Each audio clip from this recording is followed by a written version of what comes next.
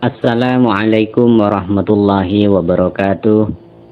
Sahabat-sahabatku semua, para subscriber Ngoskus Baha dimanapun Anda berada, alhamdulillah pada kesempatan ini kita bisa berjumpa lagi di channel Ngoskus Baha.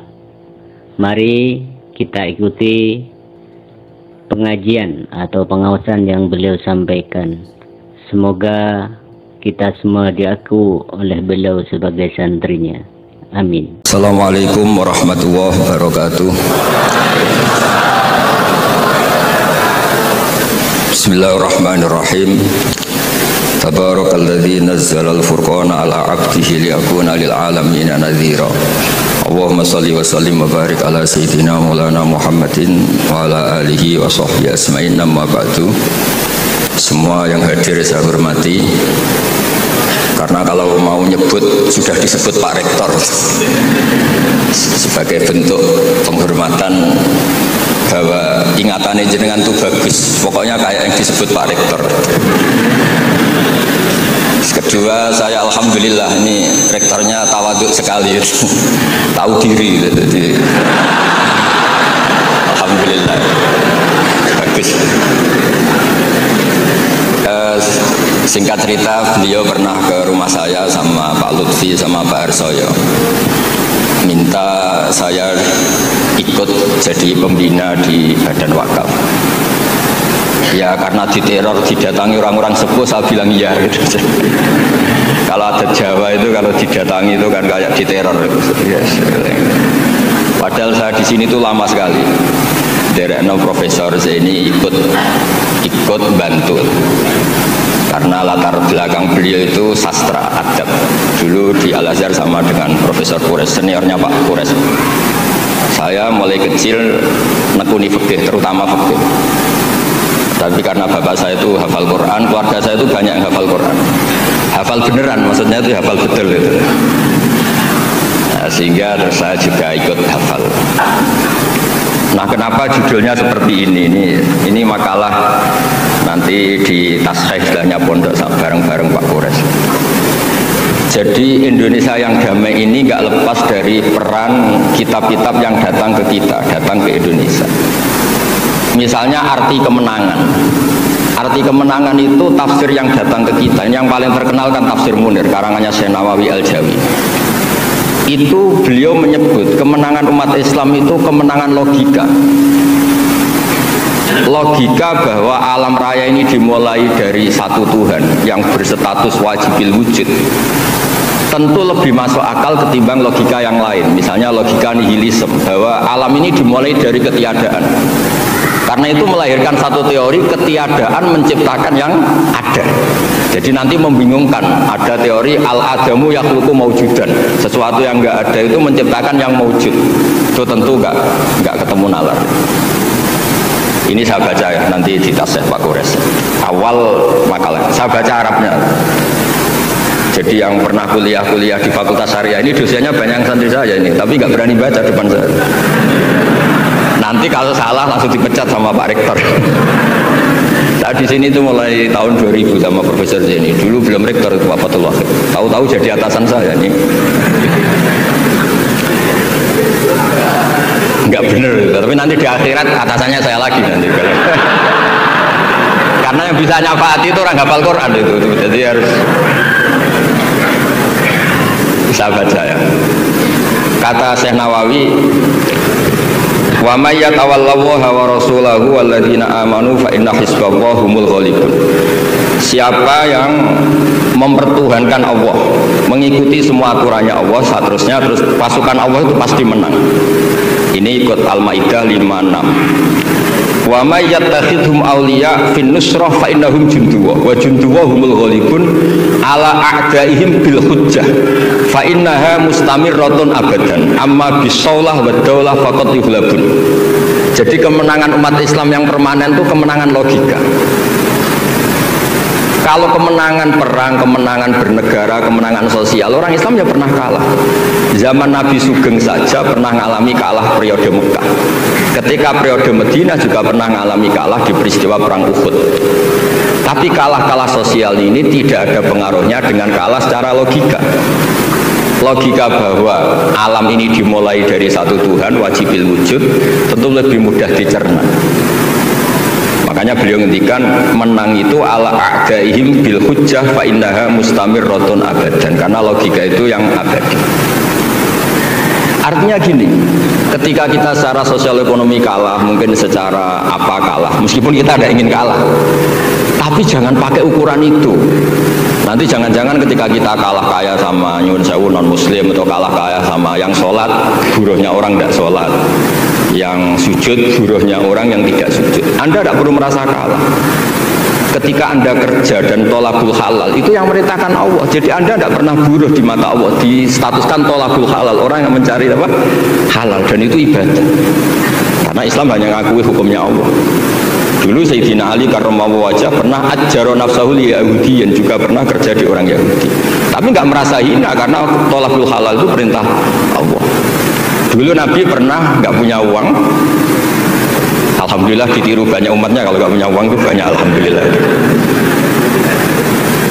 Semoga jangan karena ingin punya uang ingin jadi dosen, berarti nyari jadi guru karena ingin punya uang. Semoga enggak jadi guru karena ingin ngajar. Nggih, monggo niki tobat nih.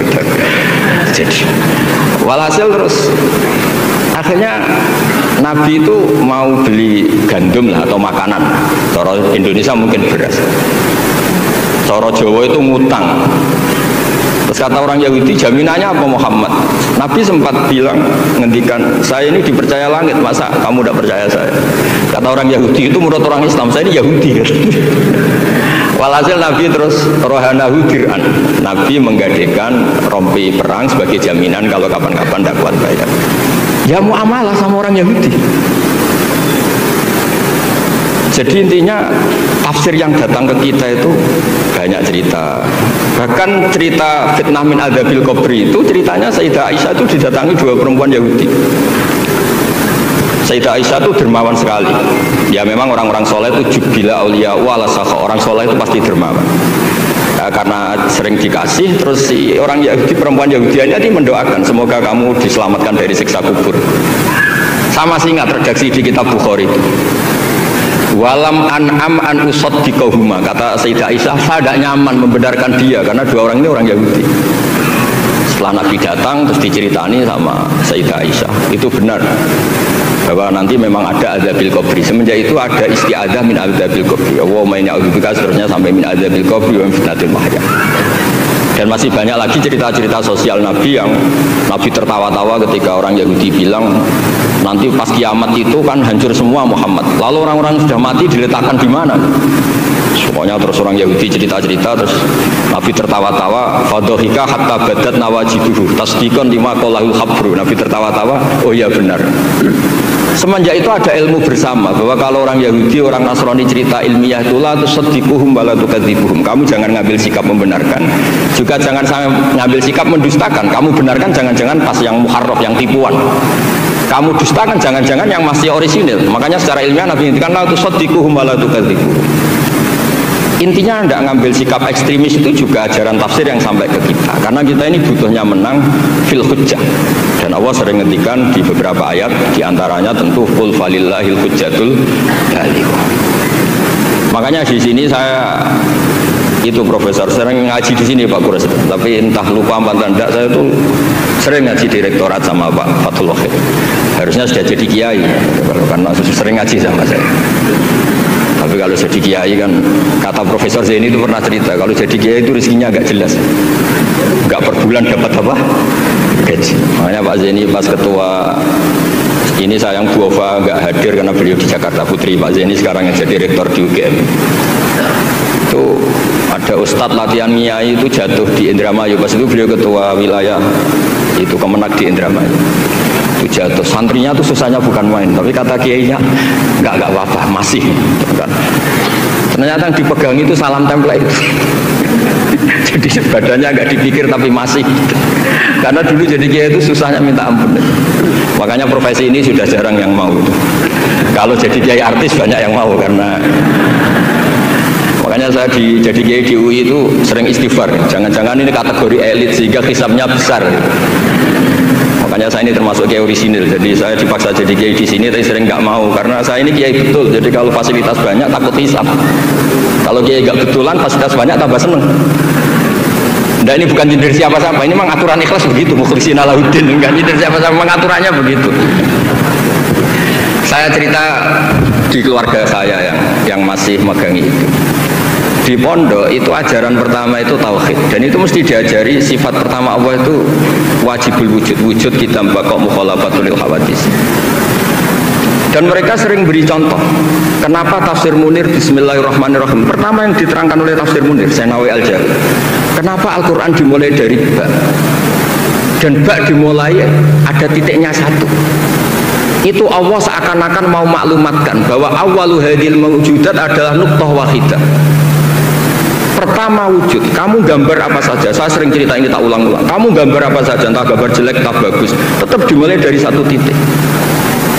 Angka 1 juta sampai 1 miliar 1 triliun tetap dimulai dari angka 1. Sebab itu bak di situ kata Syekh Nawawi adalah bi kana makana wa bi yakunu mayakun. Dengan saya kata Allah yang ada menjadi ada, yang mau ada saya yang mengadakan. Unsur utamanya saya kata Allah. Nuqtatil wujud. Artinya gini, andaikan kita neladani tafsir-tafsir yang ada di Indonesia, kita ini pasti menguatkan akidah. Bukan menang kalah urusan sosial, urusan itu kedua ketiga lah, syukur-syukur menang. Tapi kalau kita paksakan itu yang nomor satu, pasti kita sering kecewa. Itu rektor UI itu mesti miskin tuh dibanding pengusaha-pengusaha Jakarta itu kalau nggak terima, saya ini rektor Universitas Islam, masa kalah kaya, kan repot nanti. Tapi barokahnya qanaah, alhamdulillah gak apa-apa. Ya jadi jelas ya di sini beliau ngendikan yang menang hujah itu fa innaha mustamirratun abadan. Logika itu mustamirratun abadan. Dalam kitab Fathul Bari syarahnya Shahihul Bukhari dijelaskan kemenangan umat Islam itu iltidza dan aklian. Kita punya akidah yang secara akal tuh nyaman. Coba Anda misalnya jadi muslim, Anda mungkin profesor, kayak alim, kayak top, terus ditawari satu teori begini, hadil maujudat kholaqohal adamu misalnya, ini yang alam nyata ini, penciptanya adalah ketiadaan, kamu pusing 7 keliling, ini gimana sesuatu yang ada kok penyebabnya ketiadaan. Sebab itu dulu ada sahabat namanya Jubair bin Mut'im, itu tokoh besar di kafir Quraisy. Saking tokohnya dia yang jadi utusan untuk membebaskan Asra Badrin, tawanan Badar. Pas dia nginep di masjid nunggu ketemu Nabi, Nabi pas sholat maghrib baca wattur wa kitabim mastur fi rabbim mansur, didengerin sama dia sampai pada ayat am khuliqu min ghairi syai'in am humul khaliqun. Masa alam raya yang seluas ini kemudian diciptakan tanpa sebab yang ada? Atau kamu-kamu yang nggak mengakui Tuhan itu kamu mencipta langit dan bumi? Am khalaqus samawati wal ardh la yuqinun. Nangis dia, nangis terus sungkem masuk Islam. Sampai ngendikan fakaan nama sudi akolbi. Sebagian riwayat kada kolbi ayatir. Dengan logika yang dibangun Quran itu hampir habis, saya habis. Karena Quran sangat demokratis. Qul ara'aytum ma tad'una min dunillah aruni ma khalaqu minal ardi am lahum syirkun fis sama. Kalau Anda merasa jadi Tuhan enggak apa-apa. Tapi tunjukkan reputasi Anda. Apa Anda menciptakan langit bumi? Apa ketika saya bikin langit kata Allah kamu ikut urun? Saya sering cerita apa kamu ikut nyumbang semen pas saya bikin langit? Enggak kan? Malah sebagian ayat Allah ngendikan ma asyadduhum khalqas samawati wal ardh. Mereka-mereka yang kamu tuhankan ketika aku bikin langit bumi, mereka di mana? Membantu saya apa kata Allah? Kok enak tahu-tahu jadi Tuhannya bumi, nggak ikut bikin, ikut jadi Tuhan gitu. Itu habis Jubair bin Mut'im. Akhirnya masuk Islam. Artinya gini, ketika Islam belum kuat, masih banyak ashabi sufa yang miskin, mondok saja numpang Nabi, itu hujahnya sudah menang. Makanya kata Syekh Nawawi, yang mesti menang itu hujah fa innaha mustamirratun abad. Ya dicicil aja satu aja ya, nanti kapan-kapan ketemu lagi. Terus ini yang agak rileks, ini yang spesial. Saya itu jarang pergi sama istri saya gara-gara memang adatnya gitu. Saya karena suan Pak Kores tadi istri saya ikut karena Pak Kores juga bawa istri. Ini spesial betul. Biasanya saya nggak pernah karena adat keluarga saya itu ya begitulah. Ya jadi saya mohon semohon-mohonnya nanti Pak Kures bisa nerangkan panjang gitu. Jadi terus yang kedua, ya dua aja lah dua. Ya ayyuhalladzina amanu sabiru. Di sini dijelaskan ala masyaqqatil istidlal fi ma'rifati tauhid wan nubuwah wal ma'ad. Wa ala masyaqqatis istinbatil jawab an syubuhati nahwil falasifah. Wahai orang-orang yang beriman, bersabarlah kamu. Di sini artinya sabar itu apa? Membuat logika yang mudah difahami banyak orang, kemudian orang itu mencintai Allah dan Rasul. Dulu itu ada orang Bedui. Ketika Imam Asy'ari berpendapat, iman yang diterima itu imanul mufakkir, bukan imanul muqallid. Enggak boleh taklid Buddha dalam iman. Terus ditentang banyak orang. Dulu zaman Nabi banyak orang Bedui imannya diterima. Terus kata Imam Asy'ari, coba kamu jalan-jalan di kampung. Ternyata orang kampung ketika ditanya, bima arafta rabbak, kamu selalu ngurusi ternak, ngurusi sapi, unta, kamu tahu Tuhan kamu dari mana? Jawabnya orang Arabi ini, al-ba'ratu tadullu alal ba'ir wa asarul aqdam yadullu alal masir. Ada kotoran ya ada sapinya. Kalau ada bekas orang lewat ya mesti ada yang lewat. Artinya kalau ada makhluk itu mesti ada asarun min asari qudratillahi ta'ala. Mesti ada bukti yang menciptakan. Itu lama terus bikin logika. Lah yang saya sering cerita paling populer di kitab saya punya kitab namanya Nailul Ma'mul, karangannya Syekh Mahfud At-Turmusi, itu orang Indonesia juga. Beliau nukil dari cerita Imam Amudi. Saya cerita di mana-mana. Imam Amudi itu gurunya Sayyidzuddin bin Abdussalam, Sultanul Ulama, itu punya guru namanya Imam Amudi. Itu senangannya ngajar matematika, bukan ngajar tafsir, ngajar matematika. Terus ketika beliau meninggal, muridnya tanya. Tadi Profesor Kures juga cerita mimpi. Ini saya cerita mimpinya Imam Amudi. Ma fa'ala bika rabbuk, yang diperlakukan Tuhan kamu itu apa? Anda hanya pengajar matematika. Terus kata Imam Amudi, ternyata ketika Allah ketemu saya mengumpulkan banyak malaikat, disuruh ngajar saya. Sama siapa teksnya? Istadilla ala wahdaniyati bi hadrati malaikati. Coba kamu terangkan cara menemukan saya bahwa saya ini satu di depan para malaikat. Kalau malaikat kan sudah tahu karena bawa aras, bawa surga neraka. Kata Imam Amudi, beliau ngendikan semuanya adalah, beliau ngendikan angka itu 2, 3 sampai 1 triliun sampai berapapun, nisbatu dzalika ilal wahid nisbatul far'i ilal asli. Angka itu entah 2, entah 4, entah 1 miliar, 1 triliun, dibandingkan angka 1 tetap namanya nisbatul far'i ilal asli. Tetap semuanya itu tabang dari angka 1. Fasabatal wahid jalla jalaluh, maka yang mesti abadi, yang mesti ada al-wahid jalla jalaluh. Allah senangnya bukan main. Loh ini lo pinter, nggak jadi malaikat sudah ngerti kalau saya ini satu. Nah, itu ya pinternya ulama. Isbiru ala masyaqqatil istidlal fi ma'rifatit tauhid. Nggih, clear ngoten mawon. Monggo niki kula saya bel. Assalamualaikum warahmatullahi wabarakatuh. Alhamdulillahirabbil alamin. Telah kita ikuti bersama pengawasan yang beliau sampaikan oleh Gus Baha. Mudah-mudahan kita oleh Allah senantiasa diberikan ilmu yang bermanfaat dengan senantiasa mengikuti pengawasan-pengawasan yang diberikan oleh Gus Baha, khususnya melalui channel Ngawas Gus Baha ini. Terima kasih.